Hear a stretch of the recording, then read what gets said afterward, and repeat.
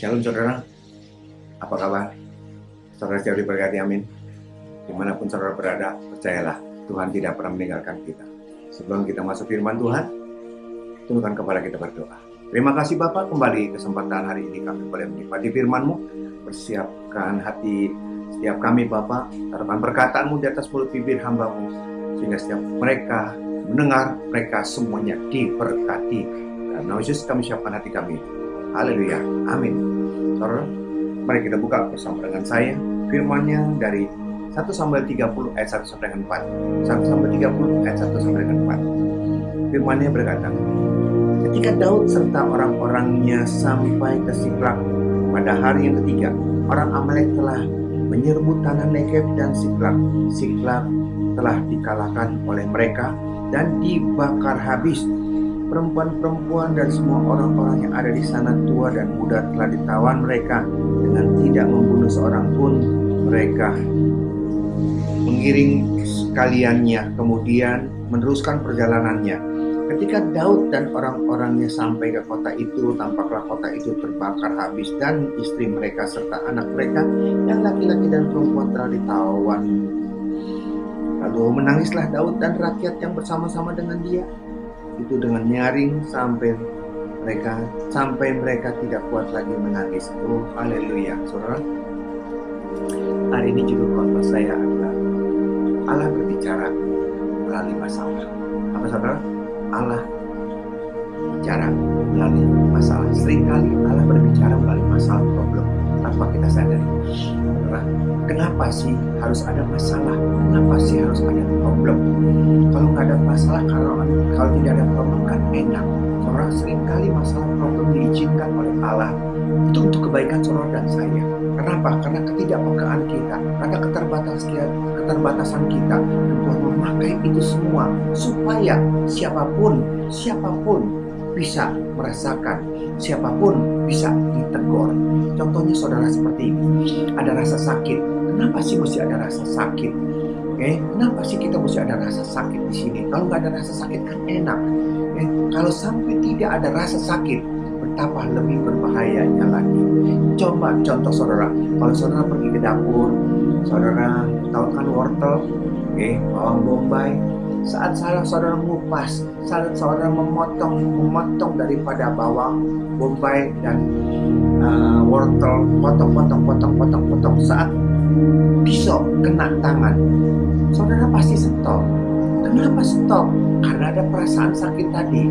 Kalau sampai perasaan sakit tadi tidak ada, ini akan terus dan saudara tidak sadar tangan saudara itu sudah buntu. Tuhan memberikan rasa sakit di sini untuk memberikan signal, jangan diteruskan bahaya, buntu.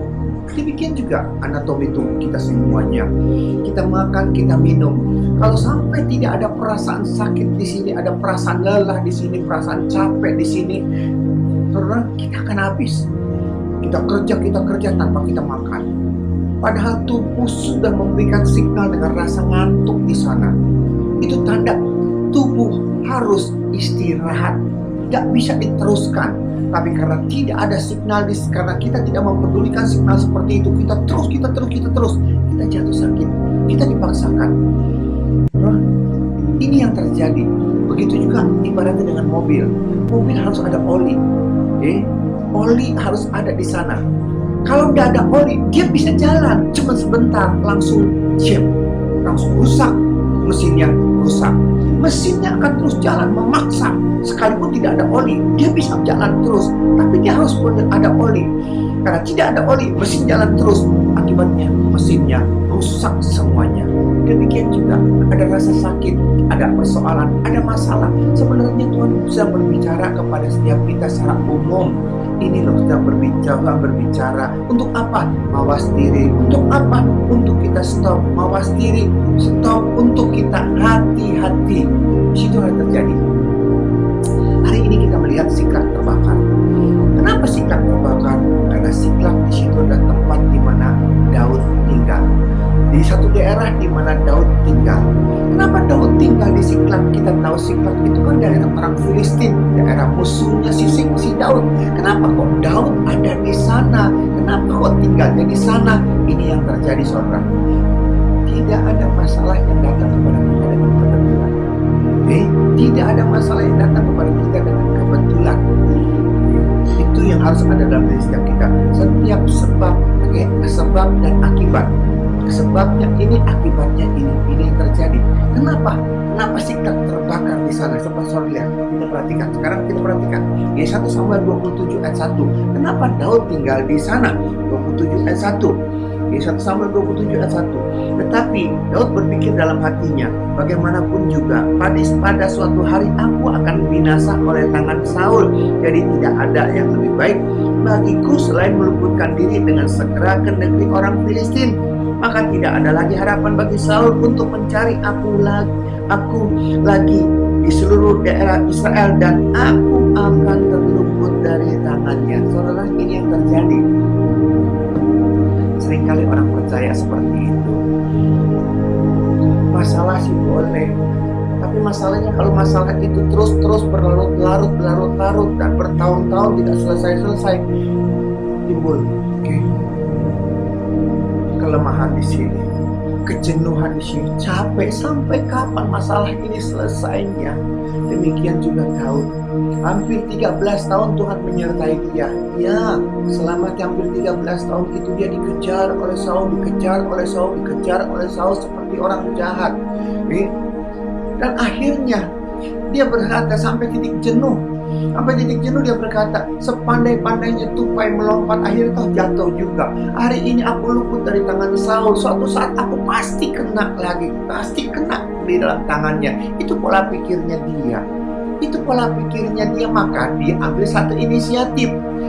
Dia datang, dia masuk, dia nyebrang, dia kompromi dengan orang Filistin, dan oleh orang Filistin dikasih tempat namanya Siklag. Dia tinggal di situ dan pengikut-pengikutnya. Dengan kata lain, masalah Siklag terbakar. Masalah bisa ada terjadi karena Daud sendiri membuka peluang. Dia tidak mau minta dibimbing oleh Tuhan dengan pengaturan Tuhan, tetapi dia pakai akalnya. Dia berkata, ya hari ini aku luput, hari ini aku terbebas, hari ini aku bisa lolos, tapi tidak untuk selamanya aku seperti itu. Apakah Tuhan seperti itu? Apakah Tuhan seperti itu? Tuhan tidak seperti apa yang kita pikirkan loh. Dia tahu yang terbaik. Hari lepas hari dikejar, dan dia selalu luput. Itu bukti dari penyertaan Tuhan. Dan hari ini dia kompromi, hari ini dia pakai cara dia sendiri. Makanya semuanya itu terjadi. Siklag terbakar. Saudara, Tuhan luar biasa nih. Masalah ada dua, saudara.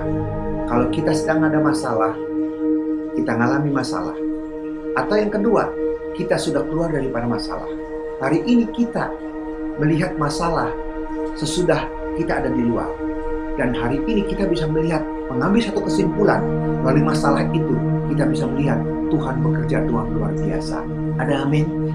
Kalau kita ada di dalam masalah, kita berkata, kenapa sih ada masalah? Kenapa ada masalah? Tapi sesudah kita keluar daripada masalah, sesudah masalah itu selesai, sekarang kita melihat Siklag terbakar, dan kita melihat dari awal sampai dengan akhir, kita bisa menarik kesimpulan, Tuhan itu luar biasa. Tuhan itu menyertai. Tuhan pakai masalah untuk apa? Untuk mengangkat kita, untuk memberkati kita, untuk melindungi kita. Itu yang terjadi. Kok bisa seperti itu? Saudara lihat. Kita sudah ada di luar daripada masalah.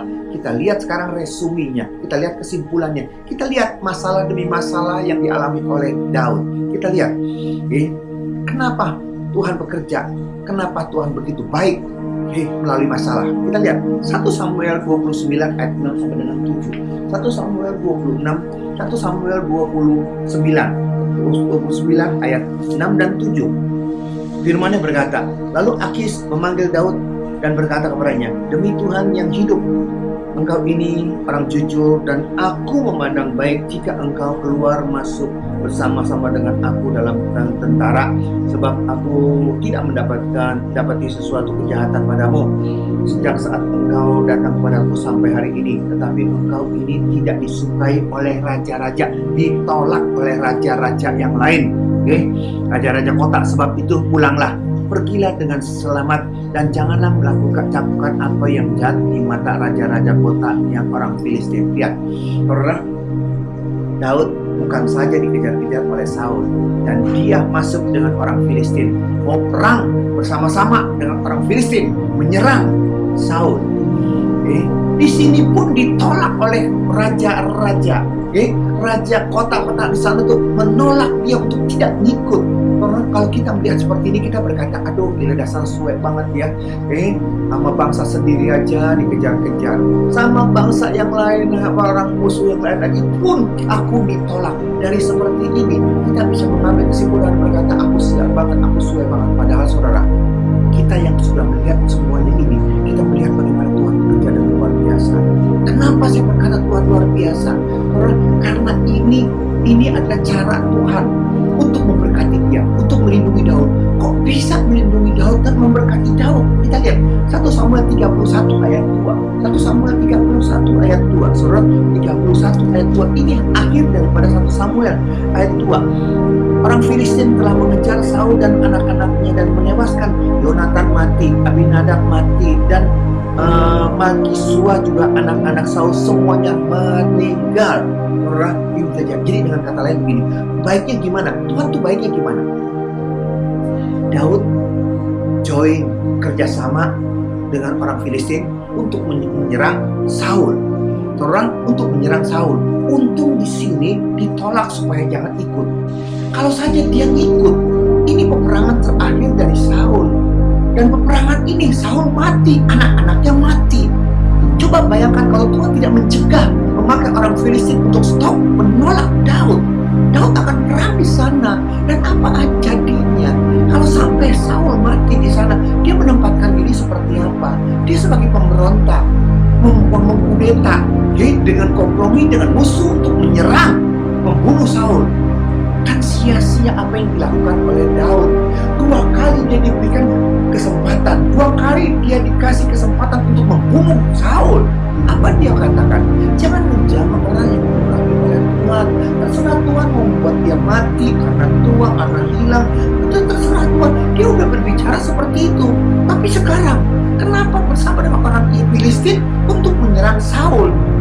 Dan kalau itu terjadi dan Saul mati, dia nggak ada bangganya. Dia menjadi raja atas Yehuda, dia menjadi raja atas Israel. Jadi dasarnya peperangan dengan orang Filistin. Kalau nggak seperti itu, kenapa nggak dari dulu aja Saul lu bikin mati? Kenapa harus pakai orang Filistin? Itu yang pertama. Itu Tuhan cegah. Tuhan baik, dia bicara melalui masalah. Tapi kalau kita tidak ngerti, kita berkata, aduh gua sial banget. Sama bangsa sendiri aja gua dikejar-kejar, sama bangsa, sama musuh orang Filistin pun aku ditolak. Tapi itulah cara Tuhan. Dan kebaikan Tuhan yang kedua adalah seperti ini. Karena dia ditolak oleh raja-raja kota, dia pulang. Waktu dia pulang, Siklag terbakar. Kalau saja saat itu dia ikut perang, dia tidak tahu Siklag terbakar. Anak istri, gundik, budak, kambing, domba, semua hartanya habis. Kalau saja dia ikut perang, dia akan kehilangan semuanya itu. Dia tidak tahu harus pergi kemana dan mengejar kemana, sudah jauh. Tapi hari itu dia pulang, dia melihat itu terbakar. Dan disitulah dia nangis. Dari perikop yang kita baca, dia nangis sampai keadaan nggak bisa keluar air mata lagi. Saudara, inilah kebaikan daripada Tuhan. Kalau saja kita bisa mengerti sampai dengan akhirnya bagaimana Tuhan bekerja, kita berkata, terima kasih Tuhan. Engkau tidak pernah meninggalkan tangan kasih-Mu. Engkau begitu baik, Engkau begitu luar biasa. Seringkali kita tuh tidak pernah mengerti Tuhan berbicara melalui masalah problem. Kenapa? Karena kita sendiri yang tidak bisa peka untuk mendengar Dia berbicara secara manusia. Harus melalui itu semua baru kita sadar bahwa Dia baik. Saudara, pertanyaannya adalah seperti ini. Kenapa Siklag terbakar? Kenapa semuanya ini terjadi? Saya ingat, saya punya perusahaan saya furniture, kontraktor dan interior design. pabrik saya di Bekasi, Pangkalan 3, Cibinong, Cilengsi. Saudara, saya sudah melayani Tuhan sebagai koordinator, dan saya juga memberikan berkat-berkat. Saya diberkati dan saya memberkati gereja. Tapi satu hal yang saya lihat, kenapa saya sudah menjadi koordinator, saya sudah menjadi pekerja, saya sudah menjadi pelayan Tuhan, dan saya juga sudah berkorban di sana. Tapi yang saya alami adalah, kenapa ada unjuk rasa di pabrik saya? Kenapa ada unjuk rasa untuk menuntut ini, menuntut itu? Saudara, pabrik saya mau dibakar. Sampai saya berkata, Tuhan, katanya Engkau menyertai, memberkati. Aku sudah melakukan yang terbaik, Tuhan. Aku memang menjadi berkat, Tuhan. Aku tidak nuntut apa-apa. Tapi kenyataannya yang aku terima, pabrikku mau dibakar. Unjuk rasa di sana. Wah, begitu parahnya, saudara. Saya berontak, saya berkata, Tuhan. Waktu itu saya punya pendeta senior, pendeta kakak rohani saya, almarhum Peter Condro. Saya berdoa kepada yang, Pak, tolong doakan Pak, kenapa ini. Apa jawabnya dia berkata, selamatnya kamu sedang mendapat kado dari Tuhan. Kado dari Tuhan. Selamatnya kamu dapat kado dari Tuhan. Saya berkata, kado? Model kayak begini, kado? Mengerikan. Telepon dari Bekasi, telepon berdering. Belum berbicara, baru berdering. Saya nggak tahu dari mana. Udah sakit perut saya, saking stresnya saya. Kalau bisa saya menghindar, saya akan menghindar. Stres saya, ada telepon bunyi aja saya stres. Nggak bisa tidur saya. Terus mikirin ini gimana. Itu dulu, saudara. Sekarang saya berkata, Tuhan, terima kasih Tuhan. Untung Kau paksa aku dengan cara seperti itu. Kalau tidak, Tuhan, aku tidak tahu Mulyawan jadi apa. Saudara, dia sampai berkata begini, kalau sampai waktu itu, Tuhan berbicara, kalau sampai waktu itu aku masih keras. Jangan kata aku bayar hutang. Jangan kata aku punya kelebihan. Untuk bayar utang saja tidak cukup. Tapi saudara, dengan dipaksa seperti itu, aku jual itu pabrik dan mesinnya. Utang aku bisa bayar, dan aku masih punya tempat kustadi di sana. Itu cerita luar biasa. Saya berkata, luar biasa. Dan sekarang ini saya berkata, Tuhan, kalau tahu memang kita tuh gak serba tahu. Kalau tahu enaknya nih sekarang, kalau tahu enaknya seperti ini, kenapa nggak dari dulu Tuhan Kau bikin bangkrut aku? Bedakan sekarang pikirannya. Karena kita nggak tahu. Tuhan pakai semuanya itu untuk mengajar kita, untuk memberkati. Tapi kita yang di sana tuh berontak, kenapa? Itu saya. Kalau tahu enaknya seperti ini, kenapa nggak dari dulu Tuhan Kau bikin aku bangkrut? Kenapa Kau tidak dari dulu Tuhan Kau paksa aku untuk jual? Aku keras kok. Aku keras. Aku tidak mau itu semuanya. Untuk meninggalkan segala sesuatu. Aku terlalu mencintai pekerjaanku. Tapi itulah Tuhan bekerja di sana dengan luar biasa. Ada amin, saudara. Ada amin. Dan yang luar biasa, saudara. Kita lihat, 1-30. 1-30 ayat 19 sampai dengan 20. Ini berkat yang terakhir yang Tuhan yang ada menyertai Daud. Tidak ada yang hilang pada mereka, dari hal yang kecil dan anak perempuan, kejarahan sampai segala sesuatu yang telah dirampas mereka, semuanya itu dibawa Daud kembali. Lihat, Daud mengambil segala kambing, domba, dan lembu. Semua itu digiring mereka di hadapannya, serta berkata, inilah jarahan Daud. Luar biasa, saudara. Ternyata Tuhan izinkan ada Siklag terbakar karena Tuhan mau memberkati Daud. Kok Daud diberkati?